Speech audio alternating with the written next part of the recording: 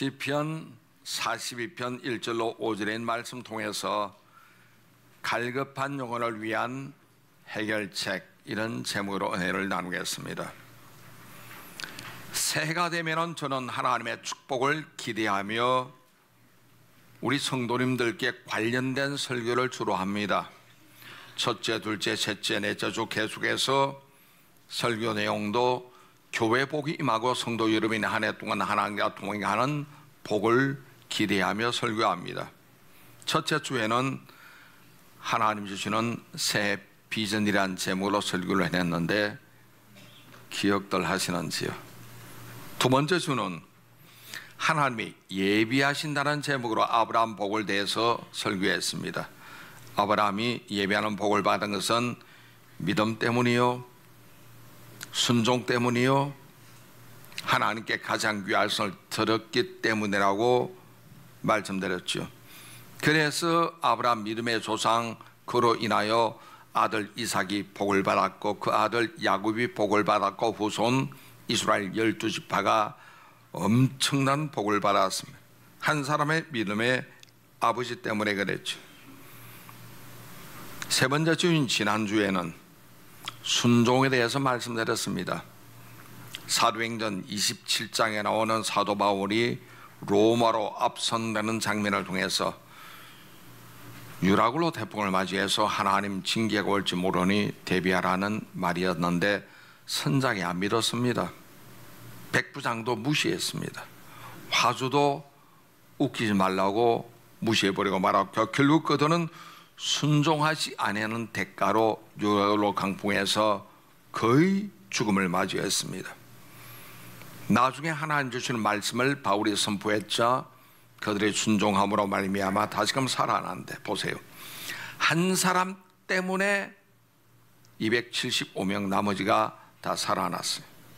순종이 이렇게 중요한 거예요. 구원이야 믿음으로 받는 거지만 축복이야 우리가 하나님 말씀에 순종할 때 복이 임하는 것 기억하시기를 바랍니다. 결국은 하나님을 가까이 함이 복이라. 아무쪼록 여러분 하나님과 멀어지지 마시기 바랍니다. 하나님과 가까이 함으로써 금년 한 해 하나님 주시는 축복이 여러분에게 임하시기를 주님의 이름으로 축원합니다.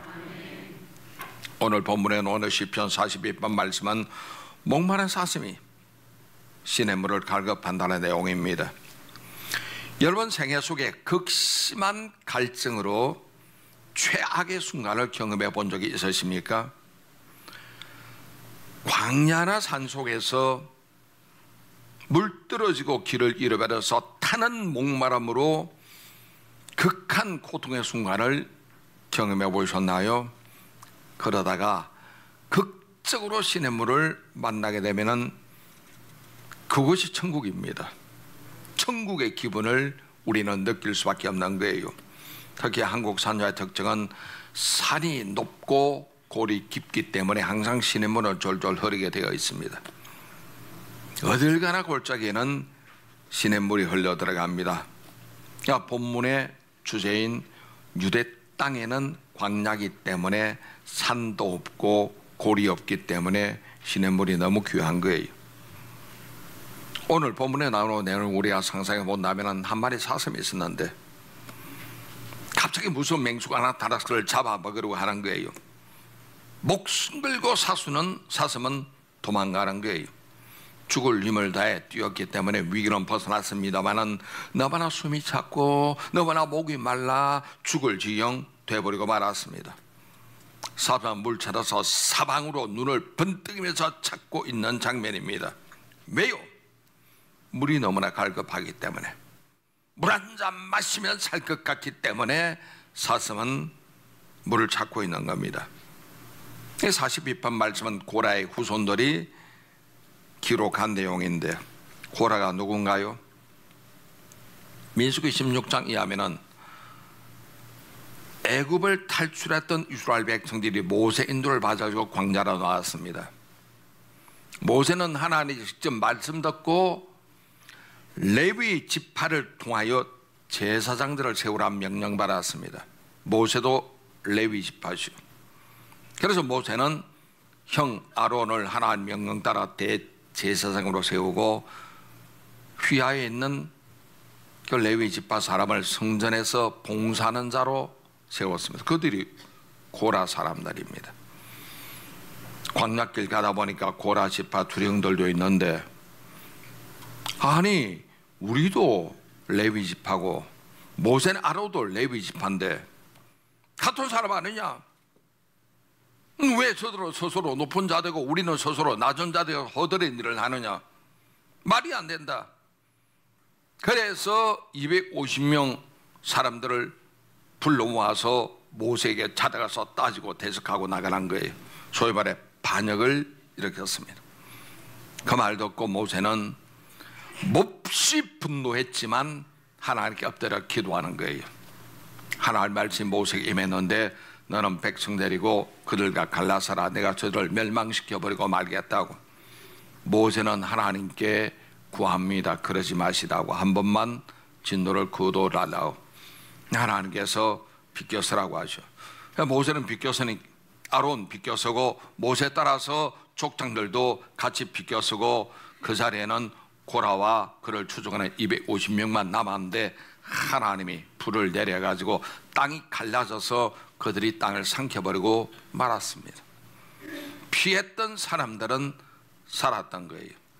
세월이 흘렀습니다. 고라의 후손들이 자기 아버지, 자기 조상들이 잘못한 것을 알고 회개하고 하나님에서 봉사하는 거예요. 하나님을 그리워하는 겁니다. 우리 잘못을 용서해 주시고 하나님의 전을 섬길 수 있게 해주시니 감사하다는 그 시편이 고라 자손의 시가 곳곳에 나오고, 오늘 42편도 그것이고 44편도 막 그러한 내용으로 되어 있는 거예요. 여기 고라 자손이 기록한 시편 40편 보니까 목마른 사슴이 이런 모습이 하나님을 향한 그 갈급한 영혼의 자기 모습으로 대입을 시켜주고 있는 겁니다. 그렇다면 저와 여러분 우리의 심령은 이런 갈급함을 가지고 있는가? 시냇물을 찾는 사슴 같은 절박한 마음으로 하나님께 나오고 있는가? 아유, 나는 부족함이 없어요, 하나님 도움 필요 없어요, 괜찮아요, 할만합니다. 아니요. 하나님이 지금이라도 심장아 멈추어라 하면은 우리는 가는 거예요. 하나님에게 생명 주시기 때문에 심장과 맥을 띠고 있고 심장 맥을 통해서 내 온몸에 피가 돌고 있는데 피가 잠시만 스탑하면은 우리는 터져서 가는 거예요. 하나님 은혜가 아니면 우리가 살지 못하는 겁니다. 그래서 우리가 매일같이 하나님께 가난한 심령을 가지고 나가야 되고 겸손한 마음을 가지고 나가야 합니다. 내가 잘난 것 없고 내가 아무리 건강해도 내 생명 내가 스스로 가지고 있는 것이 아니고 하나님의 생명을 주시기 때문에 가능한 거죠. 나를 누가 지었나요? 하나님. 내게 생명 누가 주시나요? 하나님. 내 심장 누가 뛰게 하시나요? 나는 밤에 졸고 자지만 하나님은 내 심장을 계속 움직이게 합니다. 죽을 때까지. 심장이 만약에 삐딱해서 너는 뭔데 자니? 나는 일하는데 나도 잘래 하면은 끝나는 겁니다. 근데 하나님께서 심장을 움직이게 하니까 살잖아요. 생명의 근원은 하나님이신데 우리가 하나님께 나올 때는 이런 갈급한 심령 가지고 나오는 여러분 되시기 바랍니다. 시냇물을 찾는 그 사슴의 마음이 우리에게 필요한 것이요. 나 괜찮아요, 부족하지 않아요, 건강해요, 할만합니다, 걱정 없어요. 아니요. 계시록 3장 보면은 라오디게아 교회에 보낸 하나님 메시지가 나옵니다. 내가 말하기를 나는 부자라 부유하여 부족한 것이 없다 하나 내 공고한 것과 가난한 것과 가난한 것과 눈먼 것과 벌거벗은 알지 못하로다.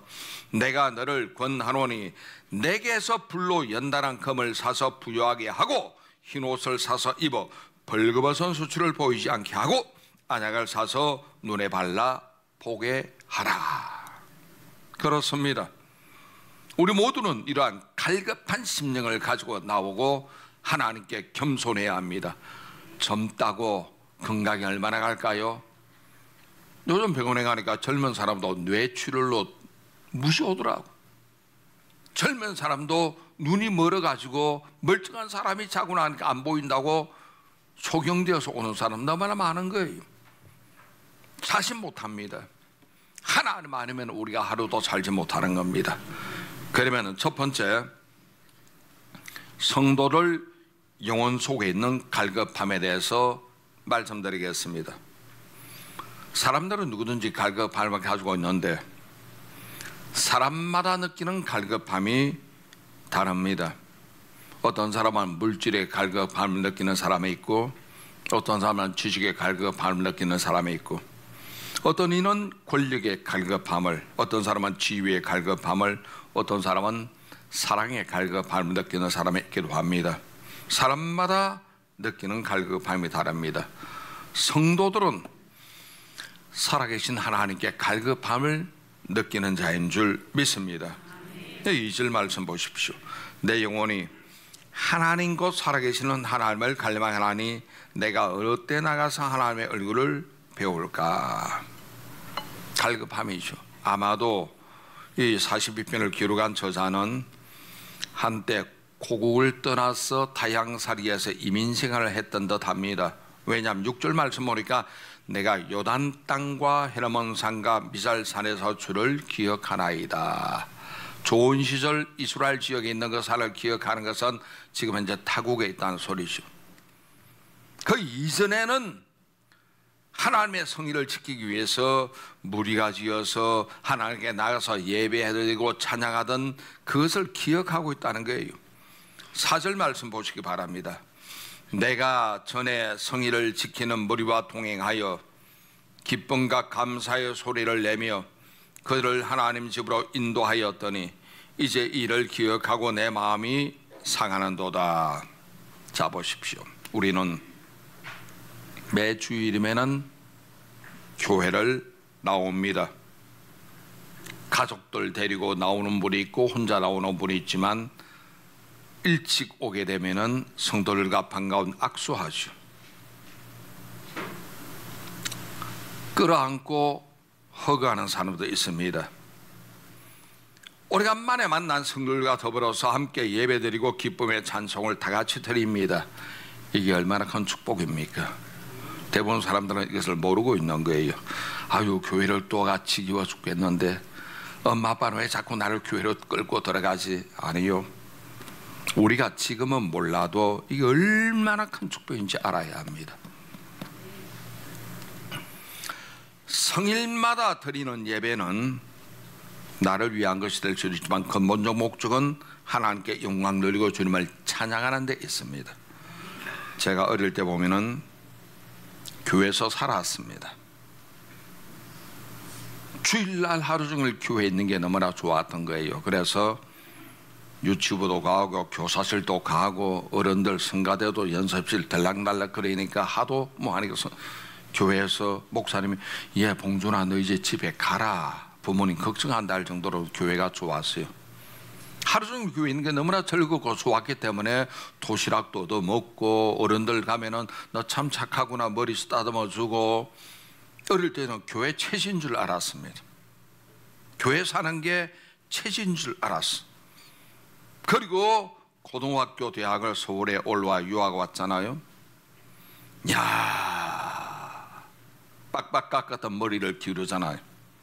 못 가던 다방도 가고 극장도 가고 친구를 따라 대포집도 한번 가보고 내 마음대로 다니는 거예요. 아무도 간섭 안 하죠. 세상이 너무나 재밌는 겁니다.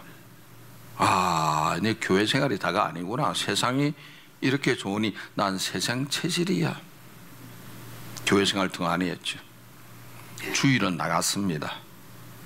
주일은 나갔지만 매일 교회에서 지내고 봉사하고 섬기는 삶을 등한히 하고 세상에 빠졌습니다. 대학 4년을 그렇게 보냈습니다. 뭔가 찝찝한 마음이 있지만 세상 유혹이 자꾸 손질해서 얘 이리 와라 놀자 하니까 세상으로 가는 거예요. 그때 난 세상 체질인 줄 알았습니다. 우리 때는 70년대이기 때문에 장발도 해보고 단속하는 경과하면 도망가기도 하고 세상이 너무나 좋았던 거예요. 대학 졸업하고 군대 갔잖아요. 빡세다는 특전사 갔잖아요. 거기서 내가 거진 죽음을 경험했잖아요. 다시 교회로 나오게 되더라고. 교회 오니까 그렇게 마음이 평안한 거예요. 세상이 좋아 나갔을 때는 세상에 있으면서 재미는 좋지만 마음은 불안했고, 두 손 들고 깨져 가지고 두 손 들고 교회 오니까 그때 교회 체질이구나. 나 교회 체질이야. 그게 믿어지는 거예요. 그때부터 교회 생활이 좋았습니다. 너무나 좋아서 교회에서 아이들 가르치고 봉사하고 결국 주회종이 되었습니다만은 다 마찬가지입니다. 우리 성도들 마음속에는 이 주일날 교회 와서 만나고 예배하고 찬송하는 게 얼마나 복이라는 사실을 깨닫는 여러분 되시기를 주의 이름으로 축원합니다. 하나님과 교통하고 성도들 사이에 교제하는 이것이 얼마나 축복인지, 나홀로 드리는 개인 예배에서는 이런 감격이나 감동은 없습니다. 예를 들어 병원에 입원해 보세요. 나홀로 예배 드려야지. 감옥에 가보세요. 나홀로 예배 드려야지. 그럼 교회에서 드리는 전체 찬송 어디서 이런 성갈의 소리를 듣습니까? 어디서 설교를 듣나요? 이러한 감동과 감화가 있을 수가 없는 거예요. 그래서 교회에서 함께 모이고 함께 예배드리고 함께 찬양하며 함께 기도하는 것이 얼마나 큰 복인 줄 깨달으시기를 주의 이름으로 축원합니다. 해외 출장 간 우리 성도를 애로상을 들어보니까 먹고 사는 걸 호텔에서 먹기 때문에 전혀 애로상 없대요. 주일 되면은 본교회 생각나서 견디지 못하겠다는 거예요. 빨리 교회 가고 싶다는 거예요. 여러분, 교회 오는 것 축복입니다. 교회도 나올 수 있을 때 나와야지, 나오지 못할 때가 있잖아요. 사고 난다, 병 난다, 돌아가셨다, 나오지 못할 때가 올지 모릅니다. 신앙생활 중에 우리는 하나님의 전을 시키는 이 복을 누리시기를 주의 이름으로 축원합니다. 또 우리가 생활다 보면 불신자들 모진 소리로 들을 때가 있죠. 에이, 네 하나님이 어디 있니? 무슨 설교를 그따위로 하니? 에이, 예수 믿는 것들 못 믿겠어, 뭐 이런 소리 있잖아요. 교회 간다고 밥이 나오냐 떡이 나오냐, 이런 말 들으면 얼마나 속이 상한지 속으로 눈물 흘리잖아요. 오늘 3절에 그런 말이 있습니다. 사람들이 종일 내게 하는 말이 내 하나님이 어딨니노 하오니 내 눈물이 죄로 내 음식이 되었도다. 이건 여러분, 예수를 구주로 믿는 신앙인들이 당하는 핍박입니다. 이 눈물이 방울방울 되어서 천국에서는 진주가 되시오. 계시록 보니까 우리가 천국 들어갈 때 문을 12문 통과하는데 그 문이 진주문이라고 합니다. 그건 성도의 눈물이라고 하는 거예요. 실컷 우십시오. 천국에서 여러분의 눈물이 진주된 거네요. 내 눈물이 주야로 내 음식이 되었도다.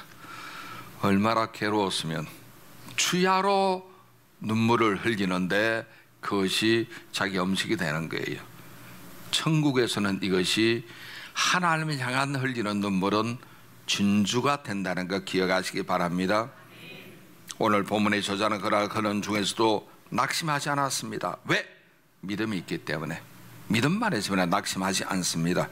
믿음 없는 사람이 보통 시험에 들고 넘어지는 것은 자기 잘못 때문이거든. 자기가 믿음이 없으니까 시험 드는 것이지, 믿음이 피는 믿음의 방패잖아요. 에베소 나오는 믿음의 방패를 가지고 있기 때문에 누가 뭐라고 참소하든 말든 시험한다는 거예요. 아담이 하나님께 직접 말들었죠. 선악과 먹지 말라. 하와는 아담에게 들었습니다. 시험 들죠. 직접 들으면 하나님 말씀 들으면 믿음이 생깁니다. 시험 안 들어요. 그 말을 전해서 들으면 하와 시험 들잖아요. 왜? 믿음이 없기 때문에, 방패가 없으므로 시험 들어버리고 만한 거예요. 여기 5절 보세요. 내 영혼아 내가 어찌하여 낙심함이 어찌하여 내 속에서 불안해하는가. 너는 하나님께 소망을 두라. 그가 나타나 도우심으로 말미암아 내가 여전히 찬송하리로다. 믿음입니다. 낙심하고 싶은 마음이 생기게 되면은 하나님을 바라보십시오. 하나님 보면은 소망이 넘치고 찬송이 나옵니다. 어려울 때 하나님 봐야지 사람 보지 마세요. 목사 믿지 마세요. 목사 보는 것 아닙니다. 장로님 보는 것 아닙니다. 하나님 보십시오. 우리 믿음의 주인 예수님을 제대로 바라보고 나가는 여러분 되시기 바랍니다. 그렇지. 욥같이 고난받은 사람이 없습니다.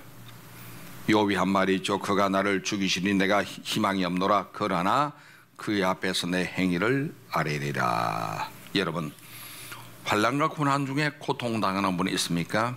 그럴지라도 낙심하지 말고 믿음으로 소망을 갖는 여러분 되시기 바랍니다. 우리 예수님이 산상보훈에서 하신 말씀이 있죠. 의에 줄이고 목마른 자는 복이 있다. 그들이 배부를 것이다. 이렇게 주님을 간절히 찾는 심령은 주님이 채우십니다. 생명수로 채우시고, 그러므로 반드시 그런 날이 오니까 낙심하지 않는 여러분 되시기를 주님 이름으로 축원합니다. 두 번째, 모든 사람들의 영혼에는 갈급함이 있습니다. 목이 타서 시냇물을 찾는 사슴, 여기서 모든 사람, 모든 인류의 모습을 우리에게 보여주고 있는 겁니다.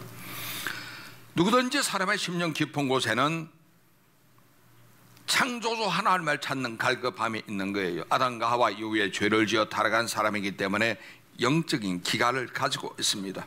문제는 많은 사람이 영적 기갈을 잘못 찾고 있는 거예요. 딴 데 가서 구하고 있는 겁니다. 마라의 선물은 오직 예수 그리스도 십자가로만 해결할 수 있습니다. 이단이나 이념이나 쾌락이나 죄악은 마라의 쓴물이고 터진 웅덩이에 물붓기입니다. 우리 모두가 예수님께 나와야 합니다. 예수님을 생명의 구주로 믿으시고 그분을 따라가는 여러분 되시기 바랍니다. 목마른 자는 내게 나와 마시라. 우리가 주님께 오면은 살아계신 하나님을 만나죠. 공허가 사라지고 고독이 없어집니다. 주님을 만난 자만이 온전한 사람이 됩니다. 죄짓기 전에 에덴 동산의 아담 하와처럼. 그 아들 가인은 어떻게 했나요? 죄 때문에 결국 자기 동생을 죽여버리고 말았죠. 나중에 하나님이 아시고 내 동생 어디 있느냐 하니까 가인이 하나님께 대들잖아요. 내가 내 동생 지키는 자입니까? 형이 동생을 지키는 자잖아요. 형이 동생을 안 지키면 누가 지킵니까? 자기 책임 안 하는 죄인입니다. 자기 사명을 내려놓는 가인의 후손들이 오늘날 얼마나 많은지 몰라요. 그렇죠. 주님을 만나야 온전한 사람이 됩니다. 우리가 주님께 맡기면은 내 모든 염려, 근심, 우수살이 주님이 해결해 주시잖아요. 또 주님께 구하면 성령을 우리에게 물붓듯이 부어 주십니다. 그래서 생활 속에 열매도 주렁주렁 맺게 해주시죠. 주님의 은혜는 하늘까지 미치는 거 기억하시기를 바랍니다. 목마른 사슴처럼 하나님의 은혜를 사모하고 나가는 저와 여러분 되시기를 주님 이름으로 축원합니다.